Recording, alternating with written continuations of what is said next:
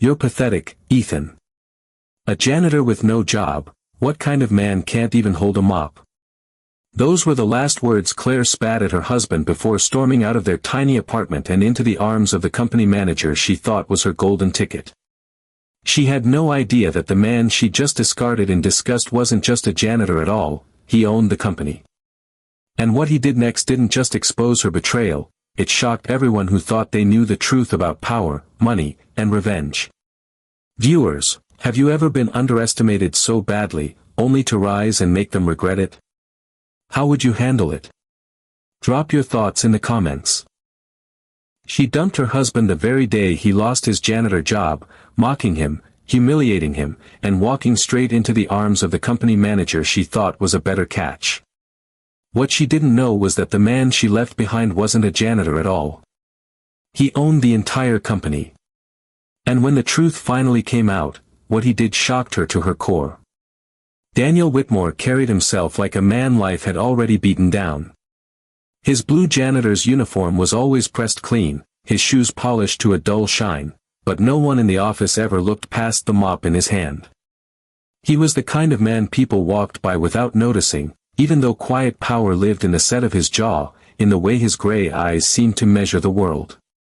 Vanessa, his wife of 7 years, had grown tired of that quiet. She craved shine, applause, and wealth she could touch.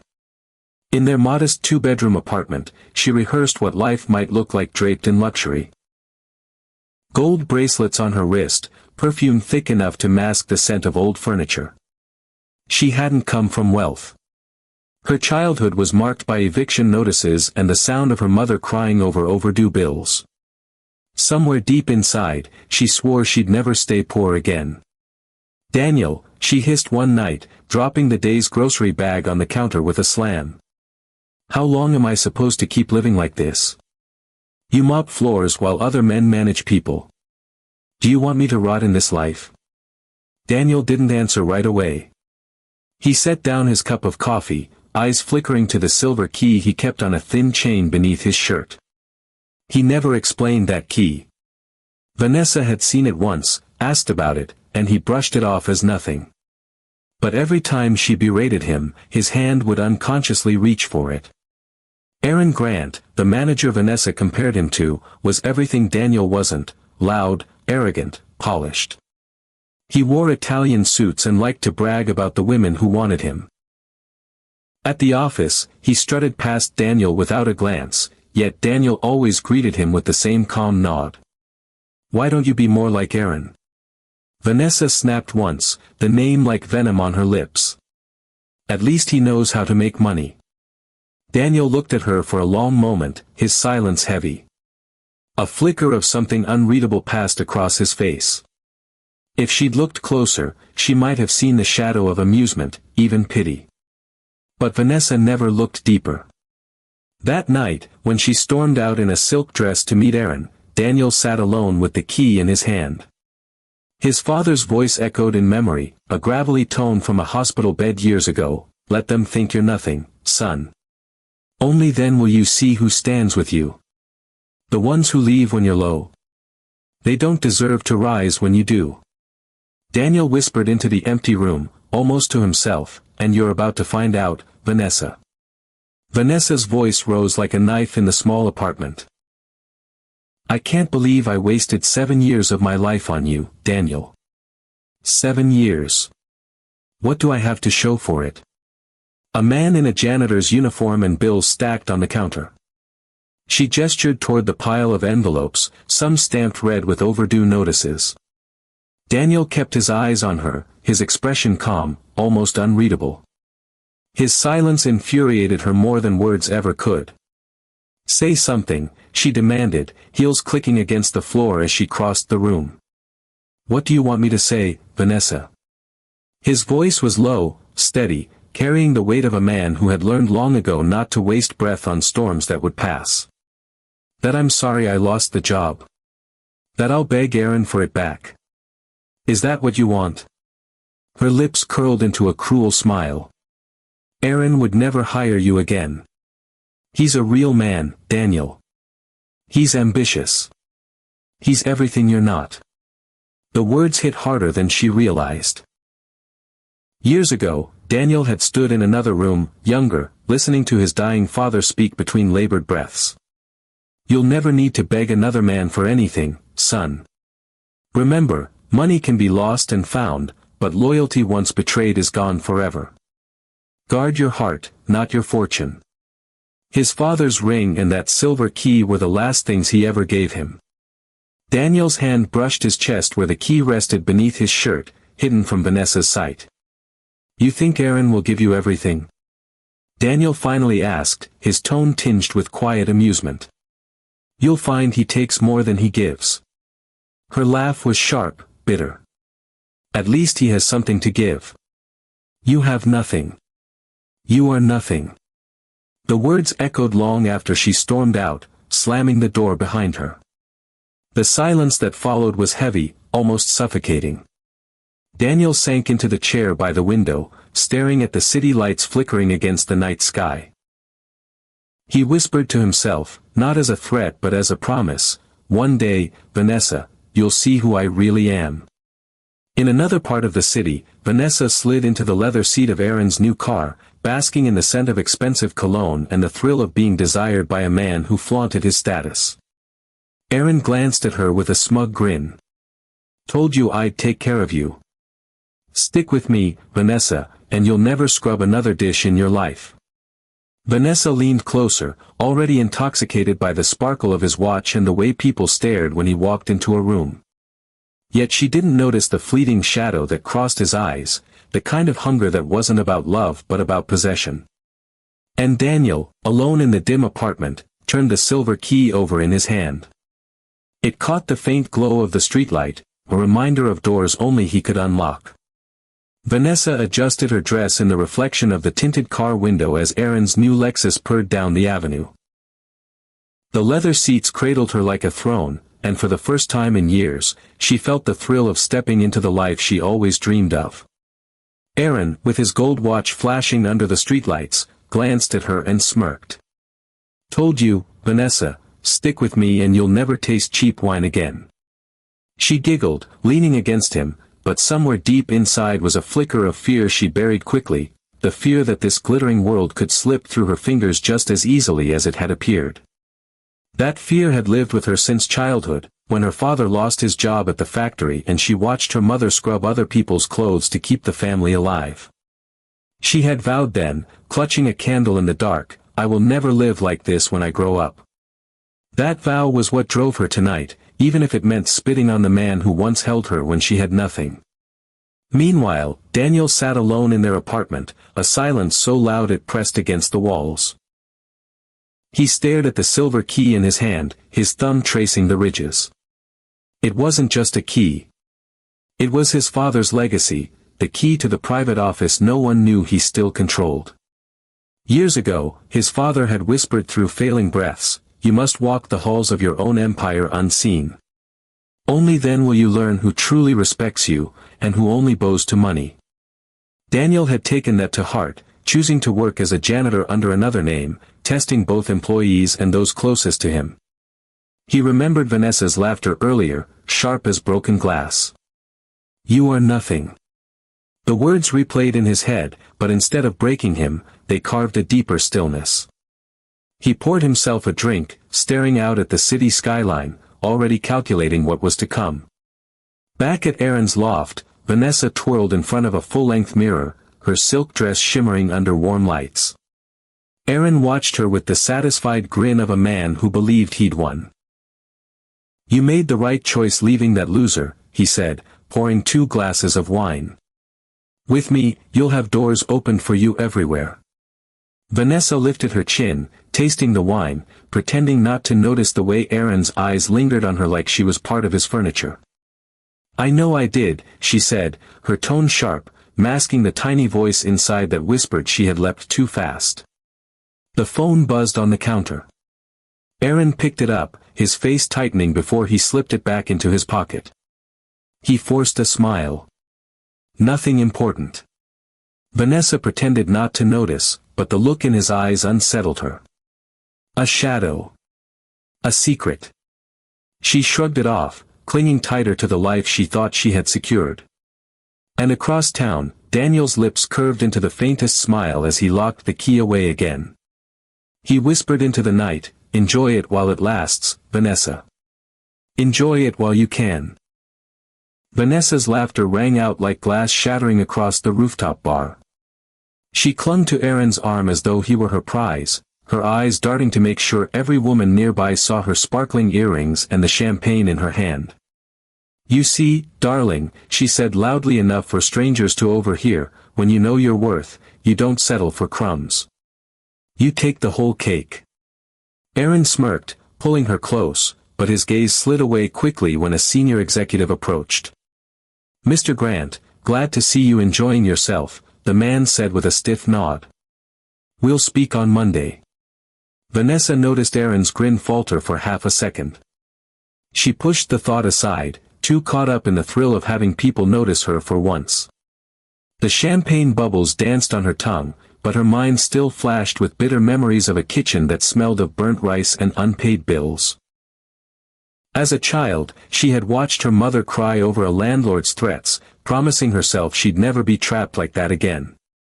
It wasn't just greed that fueled her now, it was fear, sharpened over decades. "If I don't climb, I'll sink." But in the corner of that same rooftop, unnoticed, a man in a dark tailored suit watched quietly. Daniel sipped water from a glass, blending into the background. The executives greeted him with subtle nods of respect, but none dared announce who he really was. That was how he designed it. He had returned to his father's empire not with noise, but with precision. For months he had prepared for this moment, combing through reports, noting Aaron's careless expenses, watching the arrogance grow like rust on steel. A flashback burned in his mind, his father's voice on a rainy night, standing before the vast company building when Daniel was barely 20. "These walls will eat a weak man alive. Power is not shouting the loudest, Daniel. Power is silence until the right moment." His father had given him the silver key that night. Daniel now kept it tucked against his chest, a reminder of doors only he could open. Vanessa spotted him across the bar and nearly dropped her glass. "Daniel," she muttered under her breath, blinking as if her eyes were playing tricks. He wasn't in a janitor's uniform. He wasn't carrying a mop. He was dressed in a suit that looked carved to fit him, his posture commanding without arrogance. Aaron followed her stare and laughed loudly. "Look at that. The janitor plays dress up. Must have borrowed that suit." He called across the room, "Hey, Whitmore. Shine my shoes while you're at it." Heads turned. The music seemed to hush. Daniel met Aaron's taunt with a calm smile, his gray eyes unreadable. "One day," he said evenly, "you'll wish I was just shining your shoes." The words weren't shouted.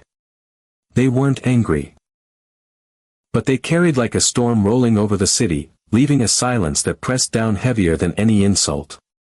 Vanessa's grip on Aaron's arm tightened, her pulse racing with a fear she didn't yet understand. The boardroom smelled of polished wood and old money. Men in dark suits and women in sharp blazers shuffled papers, speaking in clipped tones. The chair at the head of the table had remained empty for months, out of respect, some said, for the late Whitmore patriarch.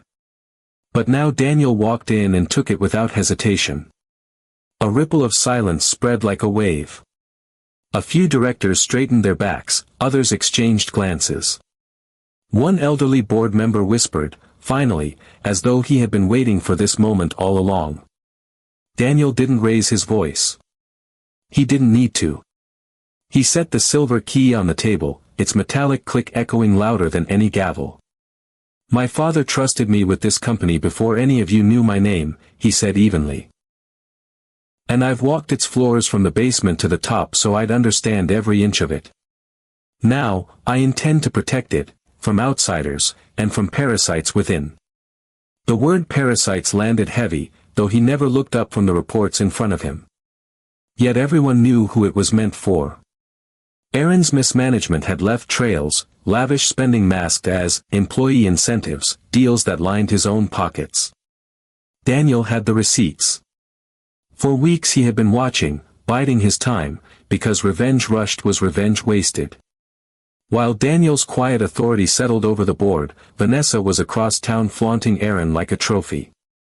She strutted into a boutique with his arm around her waist, barking orders at clerks who scrambled to bring her dresses she'd never been able to touch before. Nothing under silk, she scoffed, running her fingers over a price tag she couldn't have afforded in 10 lifetimes with Daniel. She laughed loudly when Aaron kissed her hand, catching her reflection in the mirror. For the first time, she saw herself the way she always wanted to, elevated, admired, envied. Yet cracks were showing even in this new life. When Aaron stepped away to take a phone call, his voice sharp and hushed, Vanessa caught fragments. "No, I told you, it's covered. He's gone. He won't be a problem." Her brows furrowed, but the moment he returned with a grin and a new necklace for her, she swallowed her doubts. "Everything okay?" she asked. "Perfect," Aaron lied smoothly, sliding the jewelry box into her hands. Daniel's image flashed in her mind, gray eyes calm even under humiliation, the way he had whispered that cryptic line on the rooftop, "One day, you'll wish I was just shining your shoes." The memory unsettled her, but she pushed it down. She chose Aaron. She chose this life. Back in the boardroom, Daniel dismissed the meeting with a simple phrase that carried more weight than thunder. "Next quarter, this company will answer to me directly." The directors nodded, relieved. They had endured Aaron's arrogance long enough. That night, alone in his office, Daniel studied the city skyline. He pulled out a file marked with Aaron's name, the pages fat with evidence. His lips curled into the faintest smile as he whispered, "You took my wife, Aaron. But you also took my patience. And when I strike, I won't miss." Vanessa's voice carried through the gala hall like a whip crack, each syllable meant to sting. "Daniel? You're still wearing suits now. Who knew janitors came this far?" She laughed too loudly, the sound brittle, forcing Aaron to smirk along.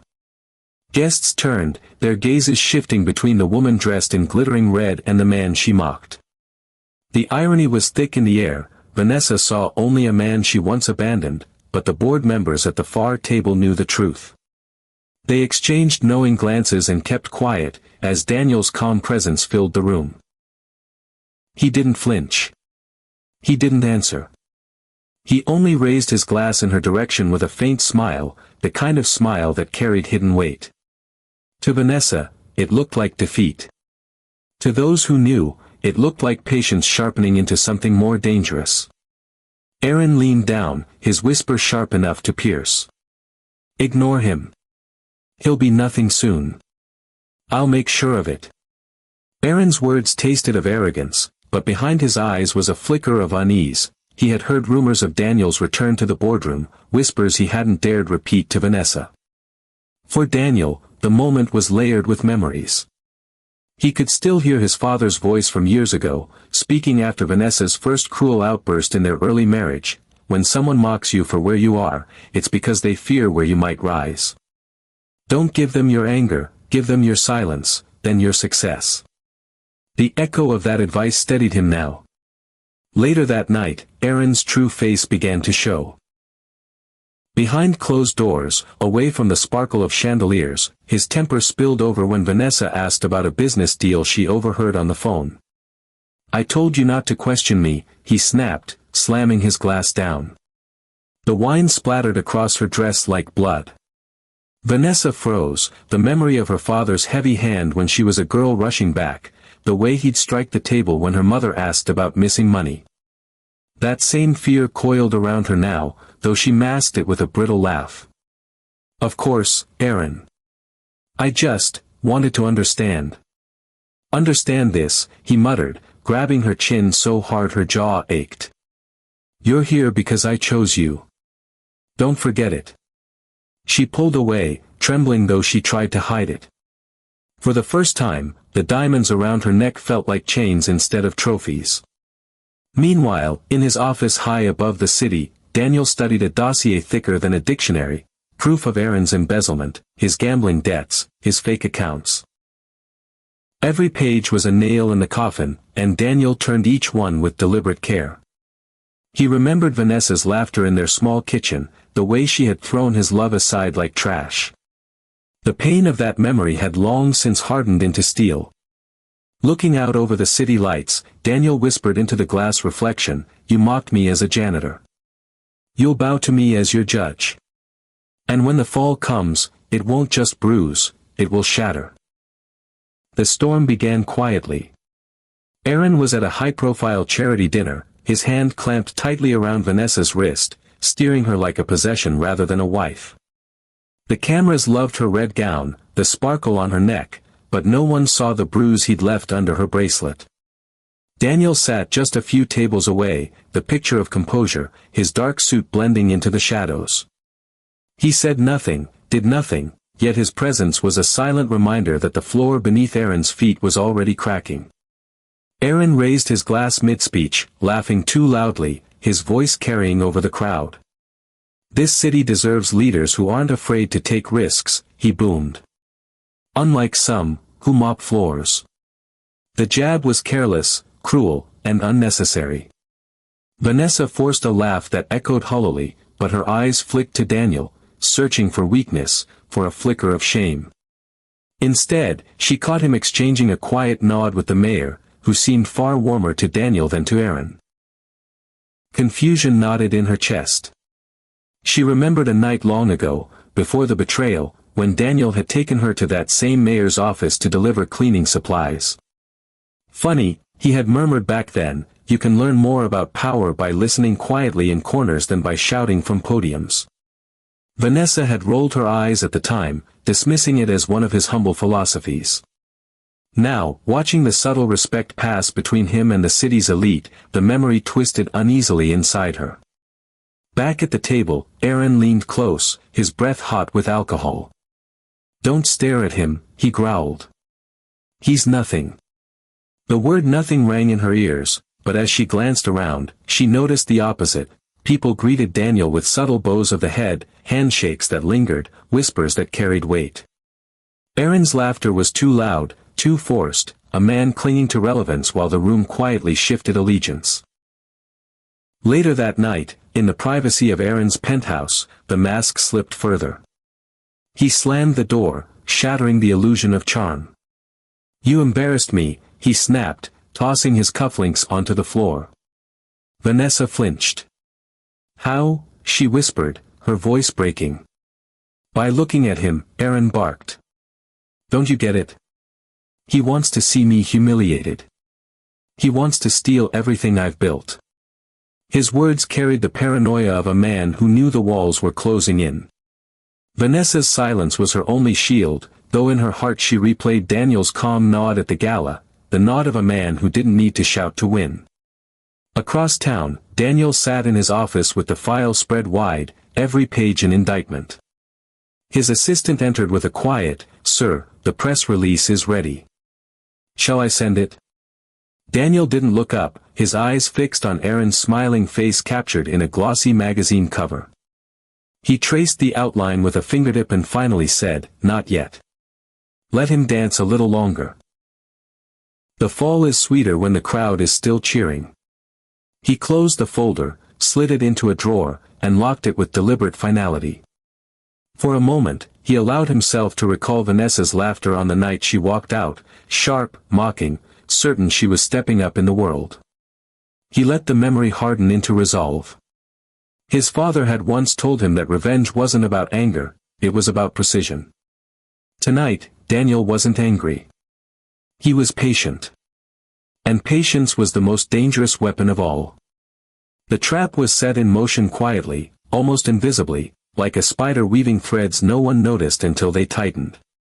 Aaron arrived at a financial conference beaming, chest out, Vanessa glittering on his arm like a possession more than a partner. He thrived in the spotlight, shaking hands, laughing too loud, and dismissing the whispers that lingered behind his back. He didn't see the shift in tone, the way colleagues glanced past him toward Daniel, who stood in dignified silence at the edge of the hall, greeted with nods of respect that Aaron used to command. When the keynote speaker invited Mr. Whitmore, the rightful head of Whitmore Enterprises, to the stage, Aaron surged forward instinctively. The applause that followed wasn't for him. Daniel rose, steady and deliberate, his gaze briefly brushing Vanessa's before fixing forward. A murmur rippled through the room as realization set in, this wasn't the janitor they had mocked. This was the owner.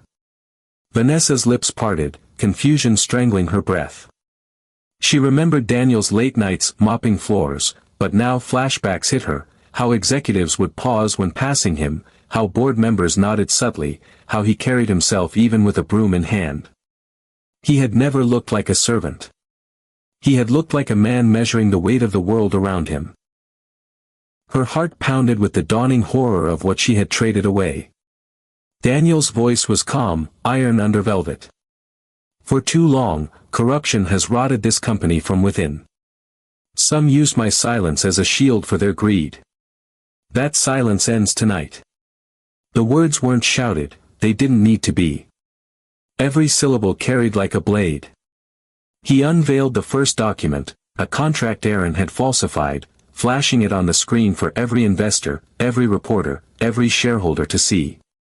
Gasps filled the air. Aaron stammered, that's a forgery. Daniel's only response was a measured, chilling, sit down. Aaron's face drained of color as security began circling.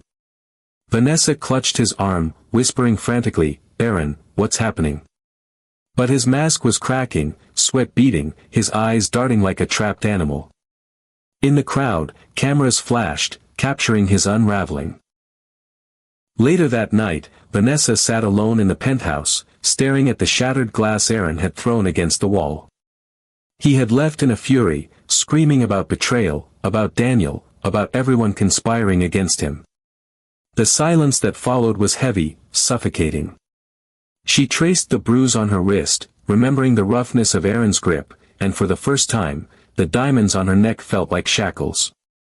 Her mind betrayed her with memories of Daniel, his steady hands when he fixed her old car, his quiet laugh in the kitchen, the way he once told her, pride built on money collapses faster than sandcastles at high tide. She had laughed then, called him small-minded. Now, staring at the emptiness Aaron left behind, the words echoed like prophecy. Across the city, Daniel sat in his office, not celebrating, not smiling, but waiting. The press release was out, Aaron's accounts were frozen, and the next move was inevitable. He looked at the skyline and murmured, "You mocked me in front of the world, Vanessa. Tonight, I return the favor. But this is only the beginning." The morning after the conference, the news spread like wildfire. Headlines screamed across every business channel, manager exposed in multi-million-dollar fraud scandal, and Whitmore Enterprises CEO revealed as former janitor owner. Aaron woke to pounding on his door, investigators demanding answers. His world was collapsing, and he knew it. Vanessa watched from the sofa, hair unkempt, eyes bloodshot from a night without sleep. Her diamond ring felt heavy, almost mocking her as she twisted it nervously. "You'll fix this, won't you?" she whispered. Aaron snapped, voice cracking under strain. "Do you think I can fight a man like him? He played us all. He set me up." He paced the room like a caged animal, sweat soaking his shirt. For the first time, Vanessa saw fear in him, raw, unfiltered fear, and it unsettled her more than his anger ever had. Flashbacks haunted her. She remembered mocking Daniel's threadbare shoes when he came home late, dismissing him as weak when he chose quiet dignity over arguments. She recalled the night she told him, "You'll never be more than what you are," only to watch him lower his gaze, whisper, "Time has a way of proving people wrong." She had laughed then. Now those words gnawed at her ribs like broken glass. Across town, Daniel sat in his office, surrounded by silence. The boardroom was his now. The seat at the head of the table, once a stage for Aaron's arrogance, was reclaimed. He leaned back, reading reports of Aaron's frozen accounts, seized assets, and cancelled contracts. His revenge wasn't about money, it was about stripping Aaron of the illusion of power. And yet, there was one more layer left. He stared at a photograph hidden in his drawer, Vanessa, years younger, smiling at him during their wedding, her hands clutching his like they were lifelines. The pain was still there, deep and burning. "You didn't just betray me," he murmured, "you spat on the years I gave you." His jaw tightened as he shut the drawer. "Now, you'll learn what betrayal feels like." The next day, Vanessa found herself standing in the lobby of Whitmore Enterprises, dressed in pearls and a trembling smile. She rehearsed her words, apologies, excuses, desperate pleas. The receptionist's eyes flickered with recognition, but her tone was cold. "Mr. Whitmore is expecting you. 8th floor." When the elevator doors opened, Daniel was already waiting. He didn't rise, didn't smile. His silence was a blade sharper than anger. "Daniel," her voice cracked, fragile as glass. "I made a mistake. I thought. You thought the janitor wasn't worth your time," he cut in, his voice calm, measured, merciless. "You thought power was in Armani suits and shallow promises. But Vanessa, I was never hiding from you. I was watching. Waiting. To see who you really were when life stopped handing you gifts." Her eyes brimmed with tears. "Please, don't do this. We can start over." Daniel leaned forward, gaze piercing. "Start over?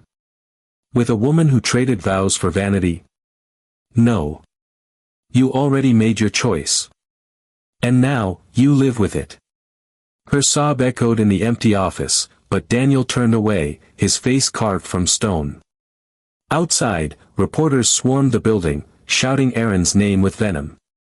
Daniel's brutal revenge was complete, not with fists or fire, but with the one thing both Vanessa and Aaron valued most, and lost forever, status. But as Vanessa stumbled out, broken, Daniel whispered under his breath, and that was the merciful part. The days that followed turned Vanessa's life into a slow-burning nightmare. Aaron was arrested, his mugshot plastered across tabloids. The man she had chosen over Daniel, the man she had gambled her future on, was now nothing but a disgraced fraud. Investors abandoned him, former allies turned witnesses, and the courts moved swiftly. She clung to denial, telling herself Daniel might still forgive her, that love once shared could be rekindled. But Daniel's silence was worse than his words. He didn't lash out, didn't chase her down, didn't even acknowledge her. He simply moved forward, reclaiming his empire with the cold efficiency of a man who had planned this for years. That silence ate at her more than Aaron's downfall. One evening, Vanessa received an invitation, heavy cream cardstock, her name in gold foil. It was Daniel's handwriting. Her breath caught as she read, "You are cordially invited to the Whitmore Foundation Gala. Attendance expected." For a moment, her heart leapt. Maybe this was it, his way of extending an olive branch. Maybe he wanted her back in his world. The night of the gala, she wore her finest gown, painted on a smile, and rehearsed her apology in the mirror. But the moment she stepped inside the ballroom, reality hit her like a blade. At the center of the glittering crowd stood Daniel, hand in hand with a woman Vanessa had once dismissed as a nobody, Daniel's former assistant, the quiet, sharp-eyed woman Vanessa had mocked for wearing thrifted dresses. Now, she was radiant, draped in elegance, and Daniel looked at her with a tenderness Vanessa hadn't seen in years. Vanessa froze, bile rising in her throat as applause rang out. Daniel raised a glass, his voice strong and calm. "Tonight, we celebrate not just the rebirth of Whitmore Enterprises, but the truth that loyalty and integrity will always outlast greed and betrayal." His eyes found Vanessa in the crowd, holding her there like a hawk pinning prey. "Some people teach us the value of trust, by breaking it." The room erupted in clinking glasses and cheers. Vanessa's hands trembled. Her vision blurred with tears, but she forced her lips into a smile that fooled no one. Flashbacks assaulted her. The night she sneered at Daniel's dreams, the morning she told him to aim lower, the moment she walked out with Aaron without a shred of hesitation. All those fragments stitched together now into a tapestry of regret. Later, when the crowd thinned, she confronted him near the balcony. "Daniel, please," her voice cracked. "I was wrong. I see it now. Don't throw away what we had." He studied her, expression unreadable. "Vanessa, what we had was buried the moment you chose vanity over vows. Tonight wasn't about you. It was about showing the world what real love and loyalty look like." Her tears spilled over. "So this is it? You humiliate me, then cast me aside?" "No," he said softly, almost kindly, though his words cut deeper than cruelty. "You humiliated yourself. I just held up the mirror." With that, he turned back to his new partner, leaving Vanessa stranded in the glittering crowd that no longer saw her as a queen but as a cautionary tale. For the rest of her life, every headline, every whisper, every hushed conversation in society circles would remind her, she had thrown away the man who owned the empire, for the man who tried to steal it. And that was Daniel's final revenge, not in ruining her wealth, not in breaking her body, but in orchestrating a stage where the entire world witnessed her downfall. She hadn't just lost him. She had lost her place in the world forever. Years passed, and Vanessa's name became a ghost in the social circles she once commanded. At first, she fought to stay relevant, interviews where she painted herself as a misunderstood woman, desperate appearances at events where whispers trailed her like shadows. But people's memories are short, except when it comes to betrayal. No one forgot the woman who left her husband the day he lost his janitor job, only to discover he owned the entire empire. Her apartment shrank with each passing year, from penthouses with chandeliers to modest rentals with peeling paint. She would stare at her reflection, remembering the night she stood at Daniel's gala in diamonds, only to be stripped bare in front of the world. That humiliation clung tighter than any perfume she ever wore. Sometimes, late at night, she replayed the last words he ever said to her. "You humiliated yourself. I just held up the mirror." That sentence had burrowed deep into her bones. Every failed relationship, every closed door, every silence on the other end of the phone seemed to echo it back. She had once thought money could buy her redemption, but she learned too late that reputation was worth more than gold, and hers was ashes. Meanwhile, Daniel's empire grew into something untouchable. His new wife, once his quiet assistant, stood proudly by his side, not for power, but for love. Together, they built foundations, hospitals, scholarships. Every headline about his triumphs was a dagger for Vanessa, not just because of what she lost, but because she realized he had become the man she never believed he could be. He had fulfilled dreams she had laughed at. One afternoon, years later, she saw him again, not in a ballroom, not on a stage, but on the cover of Forbes. His smile was calm, eyes steady, hand resting on his wife's shoulder. Vanessa's fingers trembled as she traced the glossy page. For the first time in her life, she whispered words she never thought she'd say, "I was the fool." But Daniel never thought of her again. His revenge had been perfect, not a public ruin that burned out quickly, but a slow exile where she lived long enough to see him flourish without her. And that, in the end, was the most brutal revenge of all.